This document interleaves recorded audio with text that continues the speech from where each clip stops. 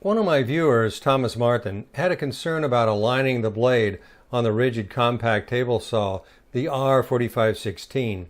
In this video I share with you how to align not only the blade, but the riving knife, the miter gauge, and the fence. What I've done is grab just the inspection segments from my other video, how to get the most out of your Ridgid Compact table saw, and added the steps for alignment that Thomas is looking for. I've also added a segment that addresses aligning the rip fence to the miter slot and the blade. So let's take a look. Blade alignment is very important to the performance of your table saw, and there's a number of ways to check your alignment. So let's take a look at the different ways you should do that. First thing you want to do is check vertical blade alignment, and you do that by setting your bevel control to 0 degrees. The next thing you want to do is crank the blade all the way up and then put a square up against the blade. Now you notice I'm not putting it up directly against the tooth, but between the teeth. Why? Because the teeth are staggered and it may have a tendency to push the square out just a little bit.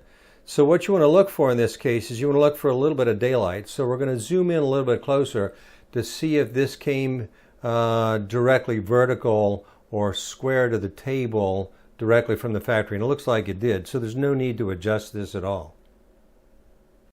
Next we want to check the blade at 45 degrees, so we want to set the bevel directly to 45 degrees and then lock it into place like you see here. Now that it's set at 45 degrees, you can check the blade with your rafter square. So we bring it in close, and again, we don't want to set it up against any teeth. We want to set it between the teeth to make sure that we're not having it pushed out by the stagger that's found with the tooth. So let's zoom in a little bit closer, see if we can see any daylight here. And again, in this case, from the factory, this one's exactly at 45 degrees, so there's no need to adjust.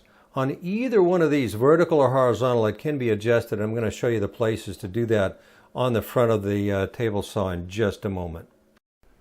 So how do we adjust the bevel control if it's off at either 0 degrees or 45 degrees?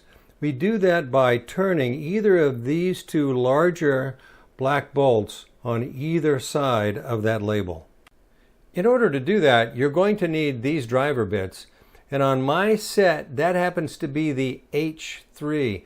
I don't know if it's going to be labeled the same, but you see the one all the way to the left in the holder? That's the one you would use to change out or to adjust the bevel on either 0 or 45 degrees. Now, let's take a look under the hood and see what actually controls that. Let's zoom in here and take a closer look. If you can see that little cam, I'm going to zoom in on it. So if you turn that bolt, as I showed you on the other side, that changes the position of that cam. On one side, I think that was a 0 bevel. This should be about the 45 degree bevel. So when you change the position of those cams, it then changes the degree in which the bevel control can move, or the range it can move.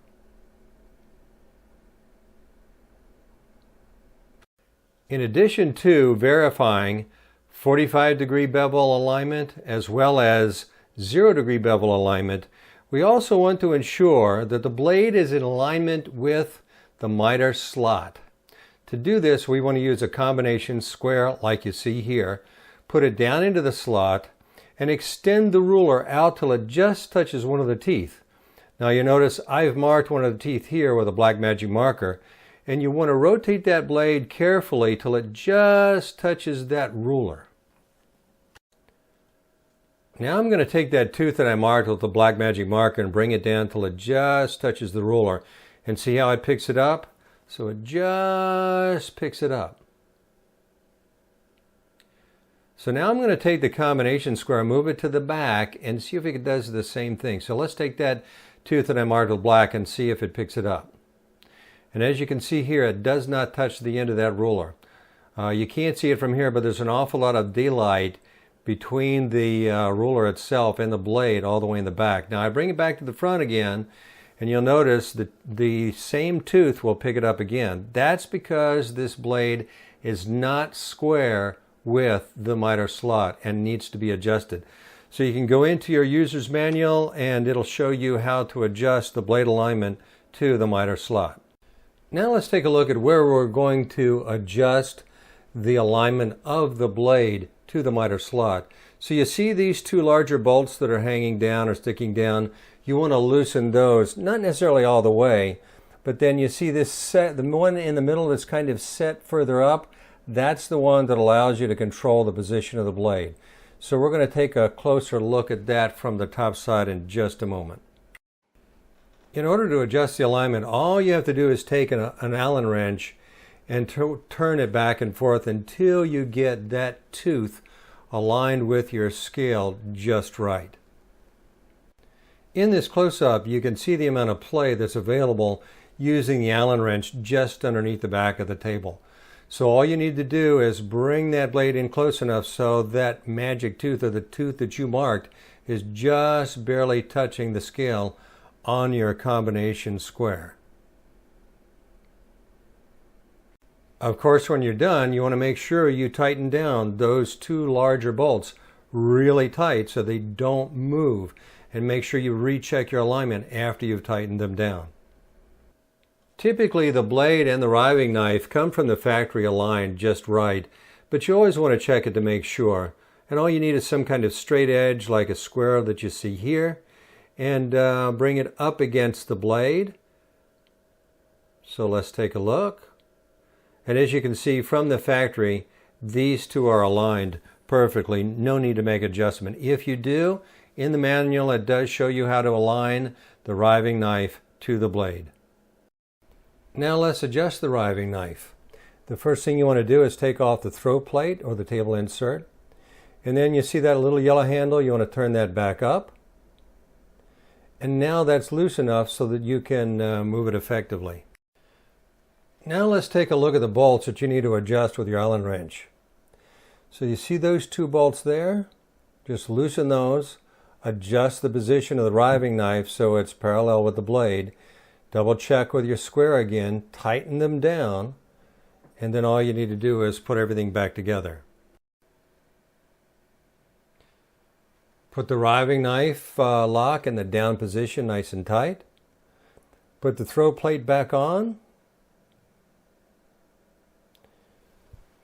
And you're ready to go. In several of the table saw reviews that I've done in the past, I've found that several of the miter gauges have come from the factory out of alignment. In this case, you do have a little gauge that is adjustable by that little screw on the front. Make sure you set it out to 0 bevel. And now we're going to look at it from the other angle so that we can make sure it is 0 bevel. Looking at the miter gauge from the opposite angle and ensuring that you already set it at 0 degree bevel, take your square, bring it flush up against the face of the miter gauge, and then bring it slowly up to where it's parallel to the miter bar itself, and check to make sure that it's at a perfect 90 degree angle to the face of the miter gauge itself. If it's not in alignment, all you have to do is go back and adjust that little gauge that you saw on the opposite view, and adjust and recheck accordingly. If you plan on using the scale that's found on the fence control system, you need to make sure you zero it out properly, and that's what we're going to do in this segment. So you notice what I've done is I've taken the right extension and brought it all the way in flush with the rest of the table. And then you'll notice here on the gauge I brought it in and set the fence directly at 13 inches. Okay?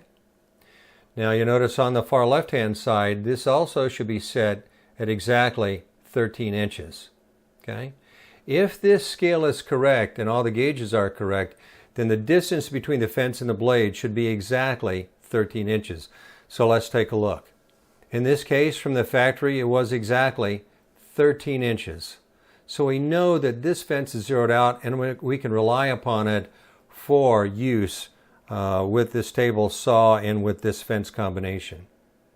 If it's not correct, all you have to do is loosen that screw and adjust accordingly, and then recheck your measurements.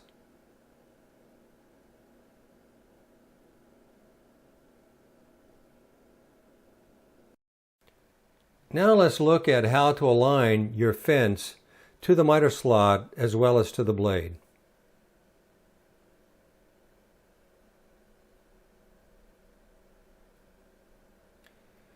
So the first thing you want to do is take it out to a certain position, and you'll notice when it's unlocked, there is a little bit of wobble or a play at the back, which really could cause problems if you don't have it locked down correctly.